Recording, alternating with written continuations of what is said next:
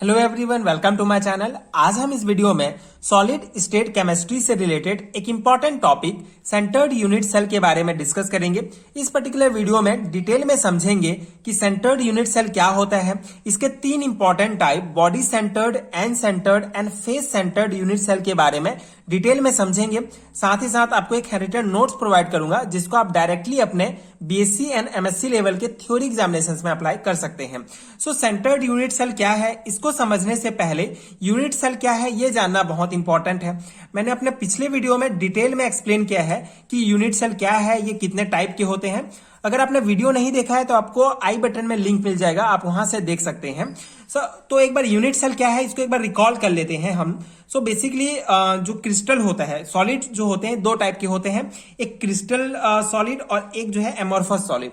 जो crystalline solid होता है, ये जो क्रिस्टलाइन सॉलिड होता है बहुत छोटे छोटे क्रिस्टल से मिलकर बना होता है, ठीक है। तो ये एक बड़ा क्रिस्टल हो गया और एक छोटे छोटे क्रिस्टल से आपस में मिलकर जो है एक बड़ा क्रिस्टल बनता है जिसको क्रिस्टलाइन सॉलिड कहा जाता है। ये जो छोटे छोटे क्रिस्टल्स होते हैं इनमें भी वे सभी गुण पाए जाते हैं, वे सभी प्रॉपर्टी पाए जाते हैं जो एक बड़ा क्रिस्टल में पाया जाता है। तो ये जो छोटे छोटे क्रिस्टल्स होते हैं जिनसे मिलकर एक बड़ा क्रिस्टल बनता है उन्हीं को ही जो है यूनिट सेल कहा जाता है।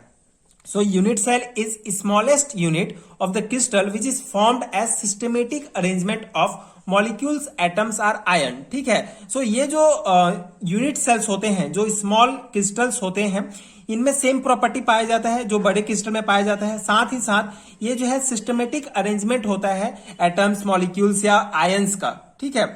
इसी को ही यूनिट सेल कहा जाता है। आई होप आपको समझ में आ गया होगा यूनिट सेल क्या है। यूनिट सेल्स आपस जो छोटे छोटे क्रिस्टल्स होते हैं जो आपस में मिलकर एक बड़े क्रिस्टल का फॉर्मेशन करते हैं उन्हीं को ही यूनिट सेल्स कहा जाता है, ठीक है। और जो स्ट्रक्चर जो होता है यूनिट सेल्स का, ये बेसिकली जो है नियरेस्ट, ठीक है, जो पास के जो चार एटम्स या मॉलिक्यूल्स होंगे उनको जोड़कर जो है एक स्ट्रक्चर प्राप्त होता है हमको एक यूनिट सेल्स का, ठीक है। तो ये है यूनिट सेल आपका बेसिक कॉन्सेप्ट। आई होप आपको समझ में आ गया होगा। अब सेंटर्ड यूनिट सेल क्या होता है? When a unit cell contain one or more constituent particles present at position other than corner in addition to those at corner, this is called centered unit cells, ठीक है। तो जैसे कि मैंने आपको बताया जो हमारे जो पार्टिकल्स होते हैं, मॉलिक्यूल्स, एटम्स या आयंस, ठीक है, ये यूनिट सेल्स में कॉर्नर्स में पाए जाते हैं, ठीक है। चार कॉर्नर्स को मिला के एक यूनिट सेल्स बनता है। लेकिन इन चार कॉर्नर्स में जो एटम्स या मॉलिक्यूल्स पाए जा रहे हैं उसके अलावा अगर किसी भी एक जो हमारे यूनिट सेल होता है उसके बीचों बीच, ठीक है, उसके किसी बॉडी सेंटर्ड में या उसके फलक में, ठीक है, बेसिकली हमारा जो यूनिट सेल होता है एक घनाकार होता है, घन होता है 3D में इस टाइप के। तो उसके बॉडी सेंटर्ड, एंड सेंटर्ड या फेस सेंटर्ड में अगर एक मॉलिक्यूल्स या जो हमारे मॉलिक्यूल्स या एटम्स पाए जाएंगे तो उन्हीं को ही सेंटर्ड यूनिट सेल्स कहा जाता है, ठीक है। आई होप आपको समझ में आ गया होगा। ये तीन टाइप के होते हैं, उसको डिटेल में देखते हैं जिससे आपको और क्लियर हो जाएगा, ठीक है। यहां तक आपको समझ में आ गया कि यूनिट सेल क्या है। जो छोटे क्रिस्टल्स होते हैं यूनिट सेल्स होते हैं, बहुत सारे छोटे क्रिस्टल मिलकर बड़े जो है क्रिस्टल का फॉर्मेशन करते हैं। ये जो यूनिट सेल्स होते हैं इसमें बेसिकली चार एटम्स या मॉलिक्यूल्स पाए जाते हैं। लेकिन इसके अलावा भी अगर कोई एटम्स या मॉलिक्यूल्स इस यूनिट सेल में पाया जा रहा है तो उसी को ही सेंटर्ड यूनिट सेल्स कहा जाता है, ठीक है। आई होप आपको समझ में आ गया होगा। ये तीन टाइप के होते हैं, ठीक है। कौन से पोजीशंस में पाए जा रहे हैं जो एटम्स, मॉलिक्यूल्स या एटम आयंस हैं, कौन से पोजीशंस में पाए जा रहे हैं उसके अनुसार तीन टाइप के होते हैं, body centred unit cells, end centred unit cells and face centred, ठीक है। तो बॉडी सेंटर क्या है? Such a unit cells contain one constituent particles like atoms, molecules or ion at its body centred beside that ones that are at the corner, ठीक है। जो corners में पाए जा रहे हैं एटम्स, मॉलिक्यूल्स, उसको छोड़ के जो बॉडी सेंटर्ड है, बीचों बीच जो है एक अलग से जो है मॉलिक्यूल्स या एटम्स पाए जाते हैं तो उसको जो है बॉडी सेंटर्ड यूनिट सेल्स कहा जाता है। ये इसका डायग्राम है, ठीक है। इसको आप बड़े बना सकते हैं अपने एग्जाम्स में। तो आई होप ये समझ में आ गया होगा कि क्या है बॉडी सेंटर्ड, कि कॉर्नर्स में तो जो पाए जा रहे हैं कंस्टिट्यूएंट पार्टिकल्स, उसके अलावा अगर बॉडी के बीचों बीच भी एक पार्टिकल्स पाए जा रहे हैं तो उसको बॉडी सेंटर्ड यूनिट सेल्स कहा जाता है। सेकेंड टाइप होता है एंड सेंटर्ड यूनिट सेल्स, ठीक है। End centred unit cells, in such a point unit cells one constituent particles is present at the center of any two opposite faces beside that one present its corner. ठीक है, तो यहां पे diagram में आप देख सकते हैं, तो कॉर्नर्स में जो पाए जा रहे हैं उसको छोड़कर, ठीक है, दो अपोजिट जो फलक, ठीक है, एक दूसरे के जो सामने जो फलक होंगे, जो फेस होंगे, ठीक है, उसमें एक एक जो है यूनिट सेल्स पाया जाएगा, एक एक मॉलिक्यूल्स या एटम्स पाए जाएंगे। ठीक है, तो उसी को मतलब एक लेटाइज पॉइंट पाया जाएगा कॉर्नर्स को छोड़ के, तो उसको जो है एंड सेंटर यूनिट सेल्स कहा जाता है। ठीक है, ये डायग्राम से आपको समझ में आ गया होगा एक्चुअली यहां पे पाया जाएगा या फिर इन दोनों पे पाया जाएगा। ठीक है, मतलब जो अपोजिट जो फेसेस होंगे वहां पे पाया जाएगा। ठीक है, थर्ड टाइप होता है फेस सेंटर्ड यूनिट सेल्स। ये बहुत इंपॉर्टेंट है, इसको कभी कभी डिटेल में इंडिविजुअल क्वेश्चंस के रूप में पूछ लिया जाता है, तो अच्छे से आपको समझना है। Face centred unit cells, in this type of unit cells there is one atoms at each corner and one atom at each face centre. ठीक है, फेस सेंटर फलक, ठीक है, जो हमारा घन है उसके कॉर्नर्स में तो एक एक पाए जाएंगे, लेकिन उसके अलावा उसके हर एक फलक जो है, हर एक जो फेस सेंटर्ड है उसमें एक एक एटम पाया जाएगा। ठीक है, ये डायग्राम में आप देख सकते हैं, ये कॉर्नर्स में तो एक एक पाए जा रहे हैं, लेकिन इसके अलावा, ठीक है, ये 3D वाला इमेज है, तो सामने एक जो है सामने के फलक में एक है, पीछे के फलक में एक है, ऊपर के फलक में एक, इधर के फलक में एक, इधर के में एक और नीचे के फलक में एक एटम एक्स्ट्रा पाया जा रहा है कॉर्नर के अलावा, तो उसी को ही face centred cubic unit cell कहा जाता है।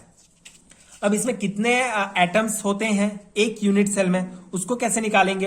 तो बेसिकली ये जो है पहला हमारा है number of atoms per unit cells निकालने के लिए पहला हमारा कॉर्नर्स। ठीक है, टोटल कितने कॉर्नर है इसमें, इस घन में 8 कॉर्नर है, 8 कॉर्नर। ठीक है, ये 8 कॉर्नर के लिए 8 हमने लिख लिया इंटू 1/8। 1/8 क्यों? क्योंकि एक यूनिट सेल, एक एटम्स, ठीक है, एक जो एटम है, जो ऊपर साइड का जो एक एटम होगा, ये इसको कंसिडर करते हैं, ये जो है 4 अलग अलग यूनिट सेल्स के द्वारा इसको जो है शेयर किया जाएगा। ठीक है, यहाँ पे एक यूनिट सेल्स है, यहाँ पे एक यूनिट सेल, यहाँ पे एक, तो ये 4 यूनिट सेल हो गए। ठीक है, उसके द्वारा एक को जो है शेयर किया जाएगा एक एटम को। इसी प्रकार जो नीचे के जो है, ठीक है, नीचे के जो चारों जो है, ठीक है, इसमें से इसको कंसीडर अगर हम करते हैं, इसी प्रकार ये भी जो है 4 अलग अलग यूनिट सेल से शेयर होगा, ये भी 4, ये भी 4। ठीक है, तो यहाँ पे एक को हमने कंसीडर किया, यहाँ पे एक को आप कंसीडर करते हैं तो ये भी जो है 4 यूनिट सेल के द्वारा जो है ये शेयर किया जाएगा ये, इसीलिए ये ऊपर में 4 नीचे में 4, मतलब टोटल 8। ठीक है, टोटल 8 यूनिट सेल के द्वारा एक एटम को जो है शेयर किया जाएगा, तो इसीलिए 1/8 आ जाएगा। मतलब एक यहाँ पे एक एटम होगा, there is 8 corner of the cube. ठीक है, 8 कॉर्नर के लिए 8 लिया गया है, और कितने से शेयर करेगा एक को? 8 से, तो यहाँ पे आ जाएगा 1 हमारा। ठीक है, एक निकल गया, एक यूनिट सेल निकल गया, एक एटम निकल गया। ठीक है, अब 6 फलक, ठीक है, जो एटम्स हैं ये 6 फलक है, प्रेजेंट है इसमें 6 फलक में, 6 इंटू 1/2।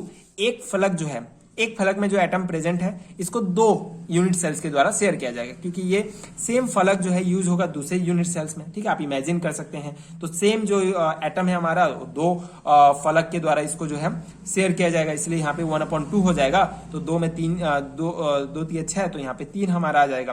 ठीक है, face centre atom is shared by 2 unit cells and that makes 1-2 contributions. ठीक है, सो टोटल 4 एटम, यहाँ पे कॉर्नर वाला अगर हम कैलकुलेट किए तो 1 और यहाँ पे 3, मतलब total 4 atom per unit cells. ठीक है, एक फेस सेंटर यूनिट सेल्स में 4 एटम्स प्रेजेंट होते हैं। ठीक है, ये बहुत इंपॉर्टेंट है, ये ऑब्जेक्टिव टाइप्स में भी पूछे जाते हैं, बहुत सिंपल है, आप जो है इसको निकाल सकते हैं। एंड थ्योरी एग्जामिनेशंस में अगर आप इस प्रकार के डायग्राम के साथ शो करते हैं तो बहुत इफेक्टिव होता है, तो डायग्राम इंपॉर्टेंट है, एंड डायग्राम से जो है बहुत इजीली समझ में भी आता है। आप डायग्राम देख के ही थ्योरी इसका लिख सकते हैं। सो ये था फेस सेंटर यूनिट सेल्स के बारे में detail explanations. Complete unit cells, complete जो सेंटर्ड यूनिट सेल्स होते हैं 3 टाइप्स, उसको मैंने समझाया। आई होप आपको समझ में आ गया होगा, ये नोट्स आपके एग्जाम प्रिपरेशंस के लिए हेल्पफुल हुए होंगे। अगर आपको इसका पीडीएफ चाहिए तो आपको नीचे डिस्क्रिप्शन बॉक्स में पीडीएफ स्टोर का लिंक मिलेगा, वहां से आप पीडीएफ डाउनलोड कर सकते हैं। बीएससी एंड एमएससी लेवल के सारे हैंड रिटन नोट्स, जो डेफिनेटली आपके एग्जाम प्रिपरेशंस के लिए बहुत हेल्पफुल होगा। एंड अगर वीडियो हेल्पफुल है तो आगे की वीडियोस देखने के लिए प्लीज चैनल के साथ जुड़े रहिए, प्लीज सपोर्ट कीजिए, like and subscribe to my channel, and thank you so much for watching.